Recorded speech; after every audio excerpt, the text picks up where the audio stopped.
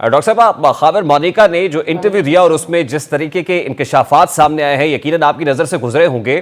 اب سمجھ نہیں آتی کہ خاور مونیکا اس سے پہلے جھوٹ بول رہے تھے یا اب جھوٹ بول رہے ہیں. آپ کی نظر میں پہلے جھوٹ تھا یا اب یہ جھوٹ کا پلندہ ہے؟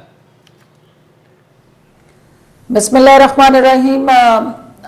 دیکھیں، بات یہ ہے کہ جو انٹرویو کے اندر انکشافات سامنے آئے اور جنہیں حقائق کی نشاندہی کی خاور مونیکا نے، اس کے ساتھ جڑے بہت سارے سوالات بھی ہیں اور تحفظات بھی ہیں.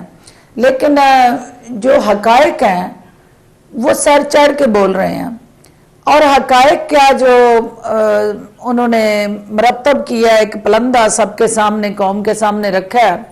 اس میں جس ہماری سوشو کلچر ریلیجیس ویلیوز کا جو جنازہ نکالا گیا ہے، اور پیر اور مرید کی آڑ میں جو بڑھاپے کے عشق کا داستان جو ہے وہ جس طرح سے زبان زد عام آئی ہے، یہ ہماری فلمی سٹائل کی سٹوری ہے جو ہمارے معاشرے کے اندر فٹ تو نہیں ہوتی. لیکن یہ ضرور ہے کہ رومیو جولیٹ جو تھے وہ کس طرح ایک پیر اور مرید کا روپ دھار کے ریاست مدینہ کے اندر ایک ایسا گھنونا کردار ادا کرتے رہے کہ جس کی نہ ہماری کوئی معاشرتی اور نہ کوئی ہماری سماجی اور نہ کوئی ہماری مذہبی جو ہے وہ روایات اس کی اجازت دیتے ہیں.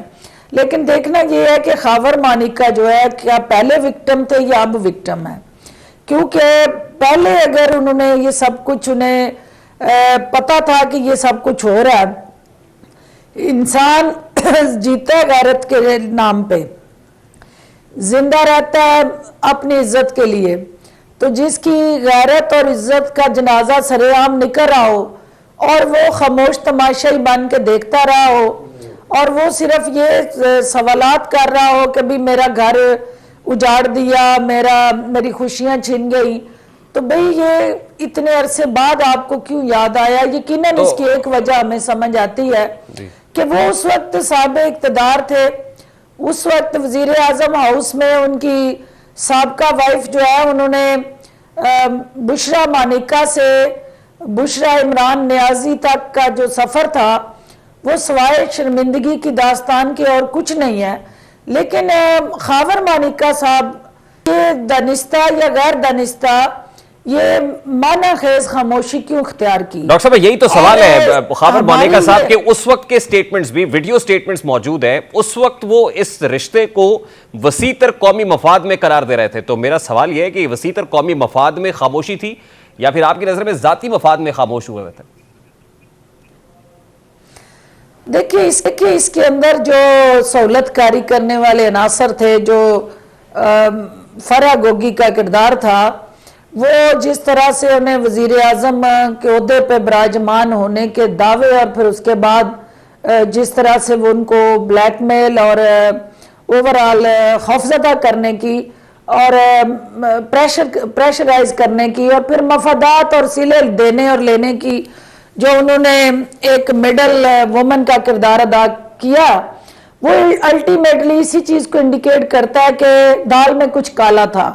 اور ڈیفینیٹلی اس وقت بھی یہ مونیکا صاحب کو پتا تھا کہ ان کی بیوی کیا گلچھڑے اڑا رہی ہے، اور وہ بجائے اس کے کہ خاموشی سے اپنی زبان دانتوں کے نیچے دے کے طلاق دے دیتے، ان کو اس وقت بھی سٹینڈ لینا چاہیے نہیں. لیکن کیا خاور مونیکا خود بینیفیشری تھے اس وقت؟ سامنے رکھنے چاہیے تھے. کیا وہ خود بھی بینیفیشری تھے ان ٹرانسفر پوسٹنگز کے اندر، لینڈ ریکارڈ کے زمینوں پر قبضے کرنے پر، یا جو داستانی رقم ہوئی پنجاب کے اندر عثمان بزدار کے دور میں، اس میں حصہ بقدر جسہ وصول کیا خاور مونیکا نے؟ دیکھیں ڈیفینیٹلی کیا. یہ جو مال مسروقہ جو ہے وہ بنی گالا اور زمان پارک سے برآمد ہو رہا تھا یا وہاں تک پہنچ رہا تھا، تو یہ تو نہیں ہو سکتا کہ وہ خاور مونیکا کے فارم ہاؤس تک نہیں پہنچ رہا تھا. وہ بینیفیشریز بھی تھے، سہولت کار بھی تھے، اور اپنے بچوں کے بڑھتے ہوئے ساسوں کو دیکھ کے خوش بھی تھے. اور ان کو یہ نظر آ رہا تھا کہ ان کے بچے جو ہیں جس طرح زمینوں کے مالک، گاڑیوں کے مالک، اور تحفے تحائف کی مد میں جو مختلف سوسائٹیز کے اندر ان کے شیئر بڑھ رہے تھے، تو وہ ایک باپ ہوتے ہوئے پھولے نہیں سماتے تھے کہ میری اولاد ترقی کر رہی ہے. تو آج انہیں اس اولاد کی ترقی کے پیچھے کوئی ہاتھ جو کار فرما تھا، جو طاقت ان کو سپورٹ کر رہی تھی، آج انہیں پتا چلا کہ وہ وزیر اعظم ہاؤس کی چھڑی تھی.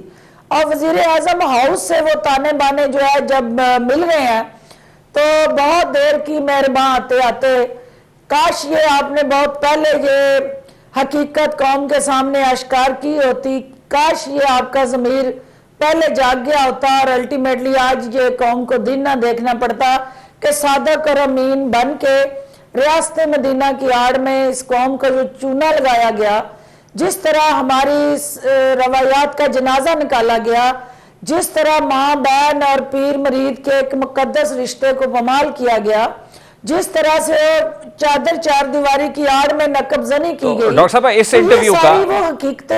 انٹرویو کا خاور مونیکا کو کوئی فائدہ ہوگا؟ آشکار ہونا ضروری تھا. اس انٹرویو کا کوئی فائدہ ہوگا خاور مونیکا کو؟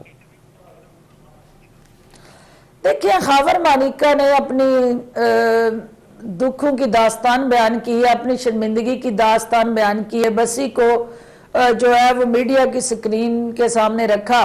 لیکن یقیناً ایک چیز ان کو ایڈوانٹیج ضرور دے گی کہ بھی ایک بے بس شخص جو ہے، جس کی بیوی اس کی نظروں کے سامنے جو ہے وہ کسی غیر مرد کے ساتھ تعلقات بنا کے اعلانیہ اور غیر اعلانیہ جو ہے وہ اس کو بائے بائے کر رہی تھی، تو اس کی مسلطاً کیا اس کے پیچھے بھی کوئی روحانی درس تھا کہ بھئی انہوں نے اس سارے کو عزت اور غیرت کو ابزاب کرنا ہے، بولنا نہیں، خاموشی اختیار کرنی ہے. تو اب جب انہوں نے خاموشی توڑی ہے تو کیا اس کے پیچھے کوئی ان کو بینیفٹ ہے؟ تو آنسر اس کے اب پچھتائے کیا ہوت جب چڑیاں چگ گئیں کھیت. اب یہ جتنا بھی ان کا پچھتاوا ہے وہ ان کے اوپر بوجھ ہے، کیونکہ ان کے اپنے کندھوں پہ بوجھ ہے، ان کے اپنے ضمیر پہ بوجھ ہے، جس کو بانٹا تو جا سکتا ہے لیکن ختم نہیں کیا جا سکتا. ڈاکٹر صاحب، خاور مونیکا کو اگر فائدہ ہو بھی جاتا ہے تو اس انٹرویو سے کیا چیئرمین پی ٹی آئی کو یا بشرا بی بی کو کوئی نقصان ہوا ہے یا ہوگا؟ دیکھیں، بشرا بی بی ایک نانی کا اس وقت بھی کسی اور کے ساتھ شادی رچانا ہماری سماج کے اندر وہ کوئی اچھا سمبل نہیں سمجھا جاتا، کوئی اچھی روایات نہیں ہے. ڈاکٹر صاحب شادی کی انہوں نے نہیں شادی کی، لیکن اس کے اوپر سوالیہ نشان بھی ہے نا کہ وہ کہتے ہیں کہ نکاح کے اوپر نکاح کر دیا، عدت پوری نہیں تھی تو ابھی وہ عدت کا ٹائم فریم جو ہے جو شرعی طور پہ، اور یہ معاملہ بھی کورٹ میں بھی چل رہا ہے، یہ معاملہ کورٹ میں بھی ہے. خاور مونیکا کے اس سٹیٹمنٹ کے بعد آپ کو لگتا ہے کہ کورٹ خاور مونیکا کو بھی بلا سکتی بطور گواہ کے لائیے ڈاکومنٹس جو آپ بتا رہے تھے کہ 14 بتانا چاہیے اور وہ طلاق نامہ جو حقیقی طلاق نامہ تھا اس کی ایگزیکٹ ڈیٹس جو ہیں وہ عدالت کے اندر پیش ہونی چاہیے اور قوم کو سچ پتا ہونا چاہیے. اصل میں اس قوم کے ساتھ اتنا جھوٹ بولا گیا ہے کہ اب کوئی سچ بھی بولتا ہے تو قوم کے کان جو ہے نا وہ سننے کے لیے تیار نہیں ہے. ان کے کانوں میں سیسا اتنا پگھلا کے ڈال دیا گیا ہے کہ وہ اسے صادق امین جو ہے وہ ماننے کے لیے ڈٹی ہوئی ہے. تو یہ ساری چیزیں جو ہیں وقت اور حقائق اور صورتحال کے ساتھ جڑا وہ کڑوا سچ ہے جسے قوم کو اب نگلنا ہوگا، کیونکہ قوم جو ہے وہ رہبر کو راہزن کے طور پہ دیکھ چکی ہے، اور وہ راہزن جو ہے اب نقب زنی دوسروں کے گھروں میں بیٹیوں اور بہنوں اور بیویوں پہ اگر کرنا شروع کر دے تو یہ ہمارے معاشرے کا یہ طور طریقہ اور وتیرہ ہے ہی نہیں ہے. نہ ہمارے ہاں یا کوئی کسی کو اجازت دے سکتا ہے کہ سیاست کے اندر دیکھیں ہر شخص کا، مجھے پتا ہے کہ کچھ لوگ اس کو ذاتی مسئلہ کہتے ہیں. ذاتی مسئلہ اس وقت تک ہے جب تک آپ پبلک پراپرٹی نہیں ہیں. اگر آپ پبلک کے رائٹس کے کسٹوڈین ہیں اور آپ پبلک کے لیڈر اور پبلک کو بھاشن دے کے اس ملک کو بدلنے کے لیے سہانے خواب دکھاتے ہیں تو پھر یہ کھودا پہاڑ نکلا چوہا. ڈاکٹر صاحب قوم کو اس لیے بھی کنونس کرنا مشکل ہے نا جی. ایک پیٹرن دکھائی دے رہا ہے نا کہ وہ عثمان ڈار ہوں، وہ فاروق حبیب ہوں یا دیگر پولیٹیکل لیڈرز ہوں، علی نواز آوان ہوں ریسنٹلی، جنہوں نے ایک پریس کانفرنس کرنی ہے یا ٹی وی انٹرویو دینا ہے اور اس کے بعد آئی پی پی کے اندر جوائننگ ہو جانی ہے، شمولیت ہو جانی ہے، اور اس کے بعد کوئی پوچھے گا نہیں، باز پرس نہیں ہوگی پرانے اعمال کی. تو اسی پیٹرن کے اوپر یہ انٹرویو بھی ہوا ہے، اور اس لیے بھی قوم اسی تسلسل کے اندر اس کو دیکھ رہی ہے. تو شاید ان کو لگ رہا ہے کہ یہ ایک سوچی سمجھی پلاننگ ہے. نہیں دیکھیں، یہ کیا قوم کی آنکھوں میں مرچیں ڈالی گئی ہیں کہ ایک شخص جو ہے وہ پہلے سے شادی شدہ تھا، اس کے بچے تھے، اس کی ہنسی بستی زندگی تھی، تو پھر ایک مرید انٹر ہو کے پھر اس کی بیوی کو لے دوڑے اور پھر اس کے ساتھ نکاح رچا لے. اور یہ وہ حقائق ہے کہ جن کو کوئی جھٹلا نہیں سکتا. ہاں اس کی ٹائمنگز پہ ڈسکشن ہو سکتی ہیں کہ یہ پہلے کیوں نہیں ہوا. جس دن یہ عمل ہوا تھا اسی دن میڈیا کی سکرین پہ خاور مانیکا صاحب کو کچھ رہتا نہ رہتا، بے شک ان کو جس طرح کے بھی حالات کا سامنا کرنا پڑتا، ان کو ٹی وی کی سکرین پہ کھڑے ہو کے سینہ ٹھوک کے کہنا چاہیے تھا کہ یہ وہ شخص ہے جس نے میرا گھر اجاڑا ہے، برباد کیا ہے، اور میں اس سچویشن کا سامنا کر رہا تھا اور اس شخص کی وجہ سے میں آج یہاں کھڑا ہوں.